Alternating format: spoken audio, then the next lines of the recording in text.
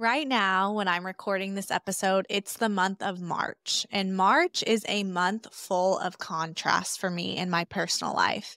It's a month where we've celebrated really high highs, like a wedding anniversary and having our son Ollie.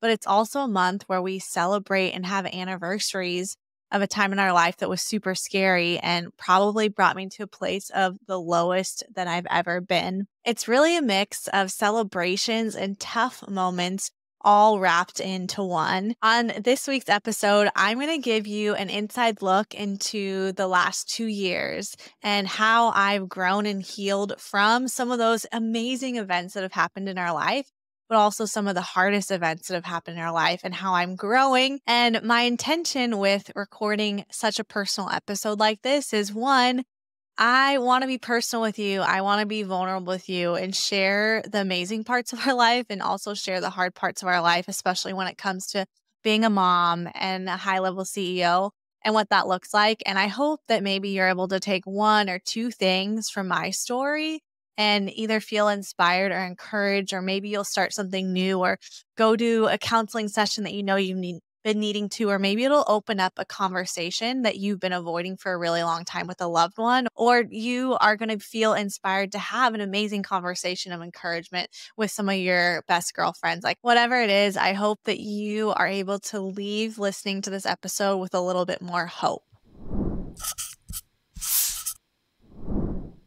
So whenever I do one of these personal episodes, I really want you to feel like you're one of my best girlfriends sitting across the table from me, having a conversation with maybe your favorite coffee drink or tea drink, and that we're just getting really honest with each other. Because I think in honesty and vulnerability and sharing maybe some of those pieces of your life that have felt in the past more fragile or scary, I think it can unlock something beautiful in human connection and also an area that we can grow in. And I'm 2 years out of what felt like this foggy newborn haze with Ollie specifically. And I think I've learned a lot. And as a busy mom and a busy entrepreneur, just like you, I think it's so important to pause and reflect on the growth. I don't think we do that enough.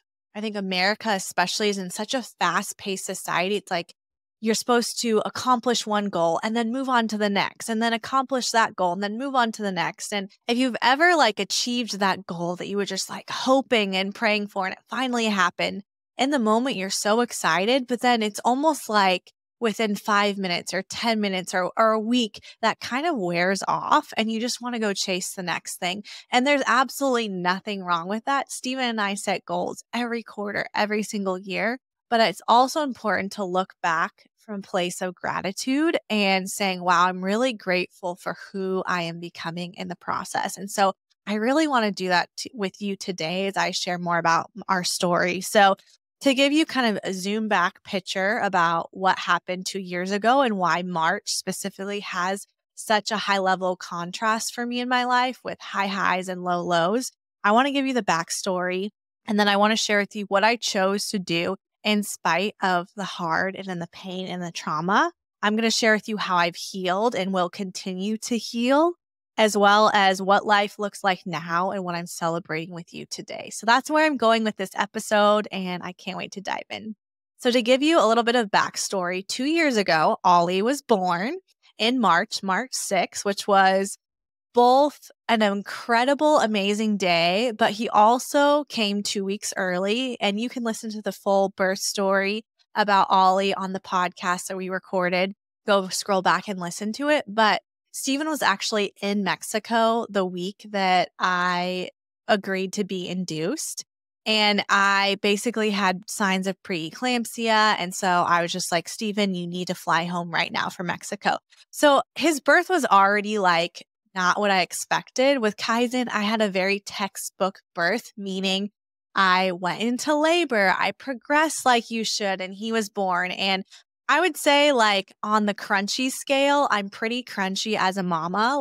When it comes to birth specifically, I really believe that our bodies were made to have babies and they know what to do. And birth is a physiological process. And so yeah, we had Ollie, even though I would have never wanted to be induced. That's just what we chose and we felt like right in the moment. So I was induced, but then I ended up still being able to have the unmedicated birth that I wanted.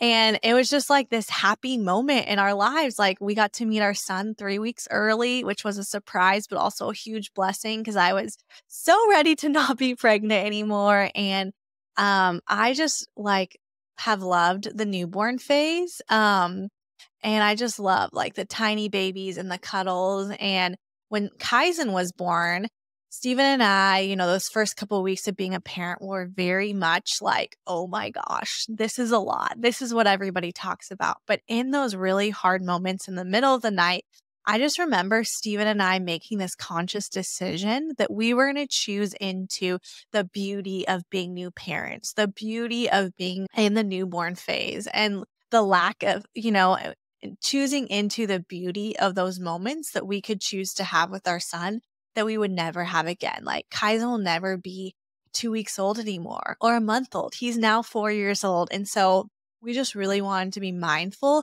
of the language we used around that. And that's really shaped a lot of what we do in Rainmakers, the how can I mindset, leaning into abundance over lack. Like all of that was really came out of that really newborn phase. And so with Ollie, I knew that the newborn phase, yes, it would be hard, but I also knew that it was temporary. So anyway, loved the newborn phase. My body was healing well. I just felt like, oh, this is so cool. Like this is our family. Like I'm just so grateful, And then a couple weeks later, Stephen and I celebrated at the time. It was our 9-year wedding anniversary. So when Ollie was born 2 years ago in March, like a week and a half after, Steve and I celebrated 9 years of marriage, which was so amazing. And then shortly after that, Ollie had this very traumatic hospital stay that I think where a lot of this stems from. So again, really happy moments in early March, Ollie being born, celebrating our anniversary in the same month, but then also at the end of the month is kind of like this hard place that happened in our lives that I want to share more about specifically and where like that tension of the good and the hard kind of come in. So at 3 weeks old, Ollie basically got like a cold essentially. He probably picked it up from Kaizen because Kaizen had been sick for a while. But with newborn babies, like they are susceptible to more things. And I don't want to go into all the details of his story, but basically, like we were out with family and I saw Ollie turn blue for like a couple of seconds and it totally freaked me out.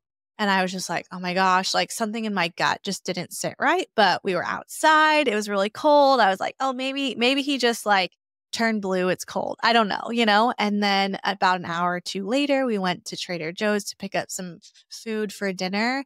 And both Steven and I saw Ollie in the car seat go blue again. And it like really freaked me out. Like I probably went into panic mode. Like it was hard for me to function. Like I was just like, get everybody in the car. Let's go home. And so we went home and, he was fine. He was totally fine. But then I don't know. I just like something in my gut was just like, there's just something off. Like, why would he have turned blue those 2 different times?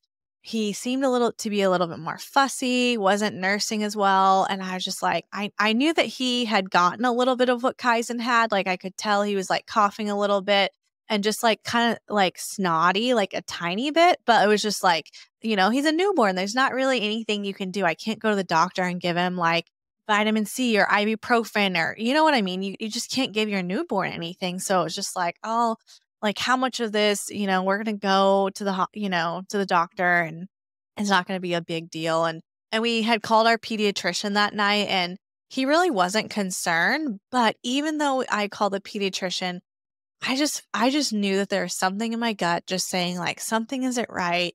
This baby has been so happy, so easygoing, and he's just struggling to nurse. Plus, like seeing your baby turn blue, it was just like something was going off. Something was not right. And so Steven and I decided to go to prompt care, which was close to us. And we went to prompt care. And because he was so little, they sent us to the ER. And they said, go to the ER. They'll probably just want to monitor him for a couple of hours and then release you just to make sure he's fine. And so when I heard that we were going to the ER, I was like, he'll be fine, no big deal. And we go to the ER and they take us in right away, which was great. And then that's where things kind of started moving very, very quickly. And basically, he had apnea, which means he was having a hard time breathing. And he was almost getting not close to being unresponsive, but he was going like 20, 30 seconds without taking a breath, which is not good. And so I just remember the nurse coming in saying, we're going to have to air flight him to Sutter. And it was just kind of like things just started happening super fast. So he was airlifted to a hospital that was about an hour and a half away. And we spent three nights in the hospital at like an ICU, pediatric ICU intensive unit. And they were absolutely amazing. And he did progress and start doing better as soon as we were checked into that hospital. But they wanted to intubate him at one point, which means like stick the tube down his throat to help him breathe and just all these things. So it was very serious. And I'm very grateful he showed progression in getting better and that they didn't have to intubate him. But watching your baby be poked and prodded, and then also knowing, like, I knew that doctors didn't just send anybody to the next hospital over. Like, I knew that they only did that when it was very serious and that they didn't feel confident in that type of care. And I think because he was such a little baby, they just don't, like, the hospital we have in town is great, but just they didn't want to take on a tiny little newborn. So thankfully, the hospital they sent us to deals with that type of thing all the time. But just as a parent who's never experienced that before, like, I just remember being so frozen, so much stress and trauma just came over my body. And I just remember as soon as we had made it back, one of the moments like I remember very vividly is we had just made it to the hospital. They had checked us in. They had just hooked Ollie up to all these different machines and stuff and poked and prodded him, which he of course didn't like. And you're hearing your baby like screaming and there's nothing you can do about it. There's nothing more that like breaks your heart more than that. And I just remember like sitting in the corner and I was pumping because they wouldn't let me nurse him in case they were going to like intubate him. They're like, we don't want to give him milk because then he could throw up and blah, blah, blah. So I couldn't nurse him. So I was pumping and I'm postpartum. And I just remember like crying out to God and just being like, wake me up from this nightmare. Like, wake me up for this nightmare. Like, I will do anything, And in that moment, like, I just remember like nothing else matters. The business doesn't matter. Nothing else matters but the health and well-being of our family. And I think that was a big moment for me as a mama and entrepreneur, because I think as a mom, especially, and I'm super driven, like, it's very easy to say like, oh, my family comes first. My family comes first. I have a family first business. I run a family first team. But that was in that moment being like, this is really all that matters is your family. And so I think about that often when we make decisions in our calendar, in our business, when we choose to travel more and be away from the boys, or we choose to do a big launch or speak on a stage. Like, I'm always thinking about like, is this like the right yes? Is this the right yes? Because in that moment, when Ollie was in the hospital, and all it mattered was my family. No amount of money, no amount of hype, no amount of fame or business accolade could ever compare to like the health and well-being of our boys. And so I just remember that in everything we do, like nothing will ever compare. And it's just been this rooting and grounding. So that's kind of the backstory, a little bit longer than I thought, but that's just, you get me going and I can't not share the details. So there's that. What's up, Rainmaker? If you're like me, having a good night's sleep is an absolute must, especially as a parent and an entrepreneur. And I feel like I found the secret weapon. It's called 8 Sleep. This brand is a way to add heating and cooling to any bed. And I'm telling you, this cooling feature is an absolute life changer for me, especially during those warm summer months. This might be TMI, but I sweat very easily. And I didn't really realize how much this was affecting my quality of sleep. Once I slept on this bed that has a cooling feature, imagine like the cool side of the pillow, but like all over your body all the time. I do not know how I lived without this. So if you're ready to revolutionize your sleep, head over to rainmakerfamily.com/deals. We got a hookup for Rainmaker Family Show listeners. Again, that's rainmakerfamily.com/deals, and check out 8 Sleep. All right, back to the show. And then I want to kind of move on to what I chose to do. So we came home from the hospital and I thought like, that the trauma wouldn't follow me, honestly.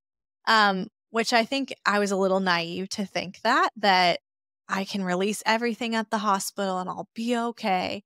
And Steven and I did release. We just like prayed over everything. We're just like, we just released to you any trauma, no lingering trauma. We did all of those things. And I'm so grateful that we did. But you just never know when you're going to be triggered later on. And the next year, there were a couple moments that I did get very triggered and like had a panic attack. And we ended up in the hospital in the ER again because I thought Ollie wasn't breathing well, but it was really just more trauma than it was anything else. And I think what I chose to do is just to be okay with going on a journey of learning what it means to heal. So for me personally, I did do some therapy that really helped me learn to like calm my nervous system, especially when I get triggered again. So she helped me do this exercise to kind of reorient myself back into like a state and a place of calmness and peace.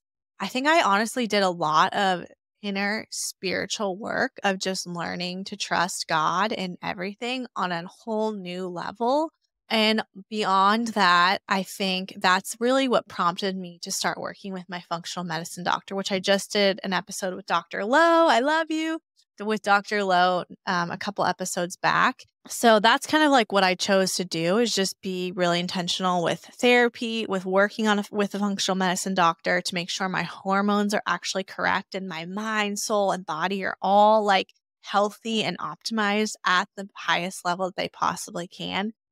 And then I think what I did on like a personal day-to-day level is, and I'm still very much this way, like whenever I share Ollie's story with friends or publicly, like I get emotional. I get emotional like even last night knowing that I was going to record this podcast episode. I got emotional because I was reminded of a certain memory that was just like so hard. I was reminded of a memory where Ollie just felt like so helpless and I couldn't help him. And just like that brought things up again. So on a day-to-day basis, I just let myself feel and experience and express those emotions as they come up, especially in regards to Ollie and trauma. Like I'm not afraid to cry when I talk about Ollie. And I'm not saying that if you have trauma and you never cry, you should, and that'll fix everything. I'm not saying that, but I'm just saying that there is something about releasing those emotions and not letting them fester and be pent up inside. And so for me, I am a high feeler. That's how I'm wired naturally. But I'm also not afraid to express and show that. And I've cried in front of our team.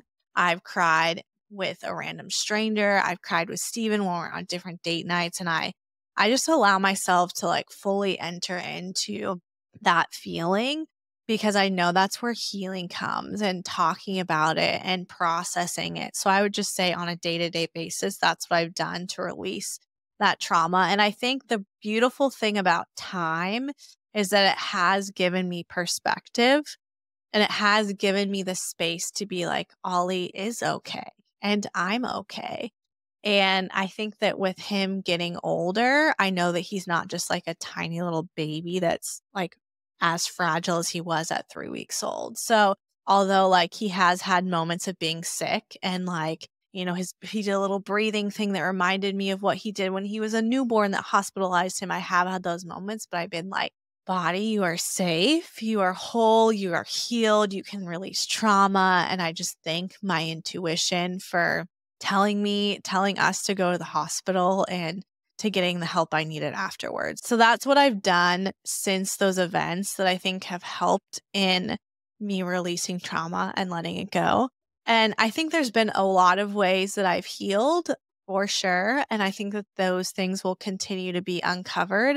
I think our children are one of the greatest gifts that we could ever been entrusted to steward, stewarding their lives, stewarding who they're going to become. And as parents, as they get older, you have to release control and let them fly, Ollie and Kai are not going to live under our household forever.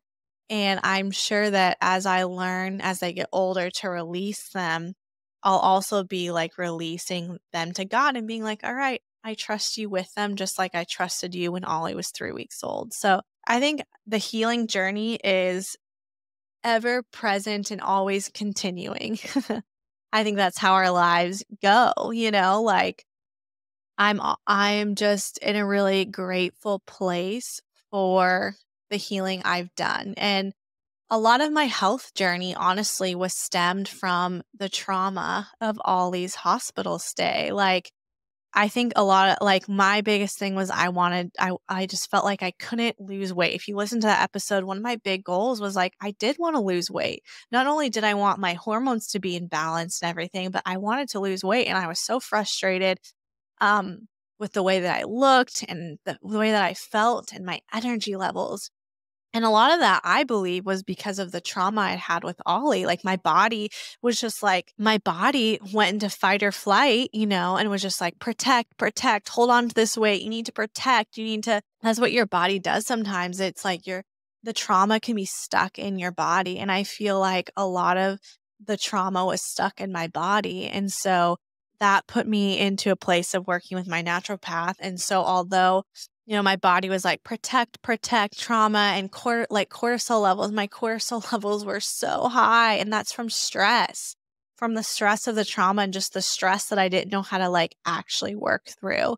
And so a lot of my journey in the last couple of years has been learning to manage stress because as a CEO, like in life, there's going to be things that are stressful. I was talking about that with a nutritionist and I was just like, like I don't really think my life is going to get less stressful. I'm just going to learn how to manage it better. I'm going to learn how to have expectations. It's kind of like fear. When you have fear in starting a business and doing something new, you don't make a decision in the absence of fear. You make a decision with fear being right next to you. You make a decision in spite of the fear. You decide that I'm not going to let fear tell me what to do. I'm going to move through this even though I feel fearful. And I think where Steve and I are at as business owners is we've practiced that muscle over and over again. So the fear might still be there, but we've just learned to be comfortable with it and just be like, fear, you're not going to tell me what to do. Like, I feel afraid. I feel scared. It means I'm going to keep moving and seeing it as a sign. So I very much view that in the way that I've healed is a lot of my health journey has been because of this trauma that I had in my life. And you guys, if you're a faithful listener, you know this, but I love my functional medicine doctor and I love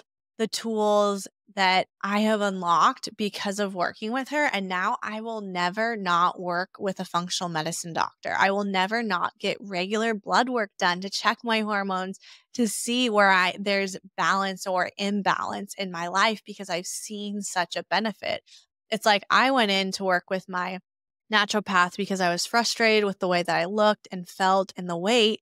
But then I went in for those reasons, but then I came out with so much more knowledge and understanding and gratitude for my body and the way that things work. And so I don't know if I would have started working with a functional medicine doctor if it weren't for the struggle and the challenges that happened after Ollie and the trauma that I had to work through. So although I wouldn't want part of Ollie's hospitalization to be part of my story, like I would never willingly choose that.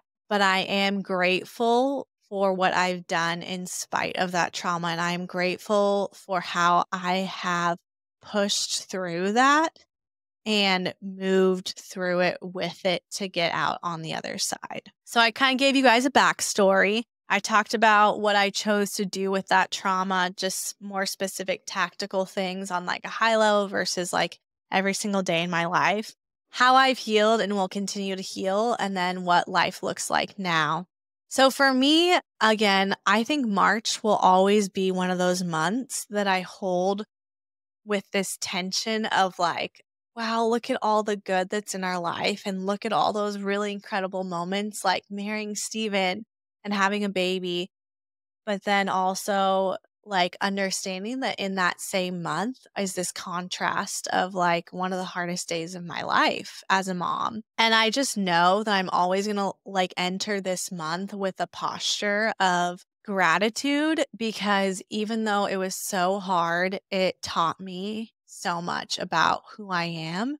And I'm all about transformation. Steven and I are all about transformation in Rainmakers. We're all about enjoying the journey And knowing that it's not about getting point A to point B, it's really about, yes, getting to there, but it's about that in between, that destination, that road that you're traveling to get to your end goal. Like, you have to enjoy that process for sure. And this is just one of those things that I think will forever continue to be a process for me to learn to hold those two places of highs and lows with that tension and just be grateful. And so every single year when March approaches, it causes me to reflect and just to say, like, wow, look how far, Chelsey, you've come. Look at the healing that you've had. Look at the transformation. And I think more than anything, like, that story with Ollie has softened my heart so much. It has made me so compassionate and empathetic for families that go through much worse, for mamas who are in really hard situations that feel like they have no hope, for businesses that feel like they could never spend 3 days out of the office, otherwise their business would fail, or not have a freedom-based business. Like, I think that's another reason that I think about often when March comes about, is just that desire to continue to do what we're doing in Rainmakers, to have mamas come in that want that freedom, that want that leveraged income, that want to live a freedom-based business that they can own and love and work on their terms, that gives them extra income, that gives them extra time for their family. Because when I was in the hospital with Ollie, I just remember being so thankful for the team that we had built, for our own Amazon business, for the reoccurring revenue that was coming in, that didn't make stepping away so stressful and hard. And I was just like, this is like what it's about, is being able to give that to other mamas who like have it on their heart to do the same thing. And so, and with that, I think I will go ahead and wrap it up. But I said this in the beginning, but March is a month of contrast with really high highs and really low lows. And I am grateful for the high highs because those keep you going. Those make you feel like what you're doing matters and that it's impacting people, it's having change. But I'm also grateful for the low lows, because for me at least, it has been a place for me to soften my heart, to realize where I need to grow, how I can step into being stronger, or have more compassion, or have more gratitude. So I guess I would just end with by saying, like, if you have experienced any sort of trauma, which we all have, we've all gone through hard things. I just want to say, like, I'm really proud of you and I want to speak hope and life into you. I also want to encourage you, just, I want to like normalize having help and seeking help, and looking, whether that be in mentorship or in professional help, whether it's counseling. Like, I'm a big proponent for all of that. Like, I don't think we should be doing life, especially when you add trauma in there alone. Like, isolation does crazy things to your mind. And so I just want to encourage you, if you've experienced trauma, or maybe you thought you healed from something a long time ago and it's still coming back, it's still circling back, and you need someone to process with, I want to encourage you to like seek out an amazing counselor, seek out a friend, lean into like local community and like share your story. Cause I think in sharing my story, I've found so much freedom. So I hope this gives you hope. I hope this helps you lean into the places that maybe you were avoiding. Maybe you didn't want to have that conversation, but it's just so powerful to have those. And